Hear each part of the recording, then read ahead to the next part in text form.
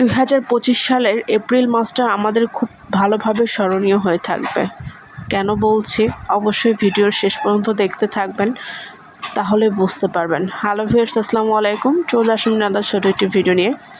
তো সকালবেলা ঘুম থেকে উঠে লাবিব আব্বুকে নাস্তা করে বিদায় দিয়ে আমাদের নাস্তা রেডি করে নিয়েছি। এরই মাঝে ছেলেটা ঘুমিয়েছিল। আমি নিচে থেকে এই তো তার জন্য কিছু বিস্কিট সাথে চিনি নিয়ে আসছি। আমার ছেলেটা এনার্জি প্লাসটা একটু খায়, নষ্ট করুক আর যাই করুক, বাকি খাবারগুলো এখনও সে ঠিকভাবে খাওয়া শিখেনি। তো এখানে ডিম ভাজি করে নিচ্ছিলাম, মা ছেলে নাস্তা করব। তো ডিম ভাজি, রুটির সাথে চা। আর টেনশনের মুহূর্ত আর খারাপ লাগার মুহূর্তটা এক কাপ চা না হইলে মোটেও ভালো লাগে না। চাটা খেলে মনে হয় একটু শান্তি আস্থা পায় আর কি। যাই হোক, কথা বলতে বলতে এদিকে নাস্তাটা করে নিচ্ছিলাম। আজকে মাসের 11 তারিখ। এই মাসে এখনও লাবিব আব্বু স্যালারি পায়নি। আমরা নতুন বাসায় উঠছি, অনেকেই হয়তো বা জানেন। আসলে গাইস কি বলবো, আপনারা আমাদের ফ্যামিলি, সো আপনাদের সাথে শেয়ার করি। এই ঢাকা শহরে থাকতে এসে মানুষের কাছে যে কত রকমের কত কথা শুনতে হয়েছে। আমরা ভাড়াটিয়া, আমরা বিদেশি, আমাদের বাড়ি ঘর নাই।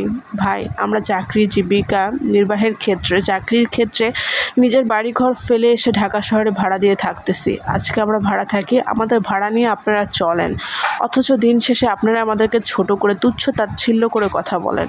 আপনারা কি এটা একবারও ভেবে দেখেছেন? আজকে আমরা ভিনদেশিরা আপনাদের ঢাকা শহরে ভাড়া না থাকলে আপনারা কিভাবে চলতেন? আপনাদেরকে রাস্তাঘাটে ভিক্ষা করে খেতে হতো।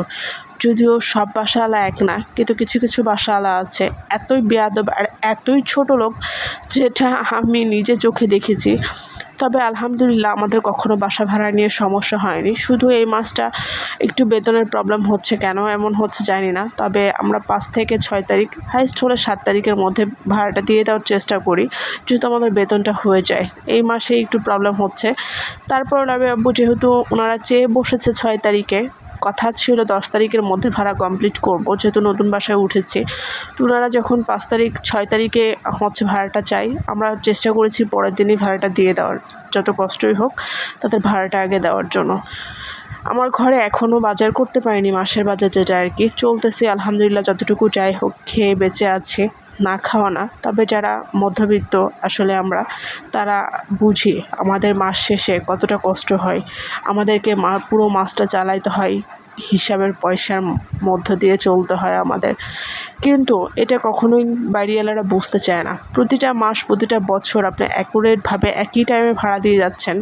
কোনো মাসে গিয়ে যদি একটু 19 থেকে 20 হয়, তাহলে তাদের কথার ফুলঝুরি শেষ হয় না। যাই হোক, প্লিজ ক্ষমা সুন্দর দৃষ্টিতে দেখবেন। আজকের ভিডিও এ পর্যন্ত। সবাই ভালো থাকবেন, সুস্থ থাকবেন। কষ্ট থেকে কথাগুলো বললাম। আল্লাহ হাফেজ।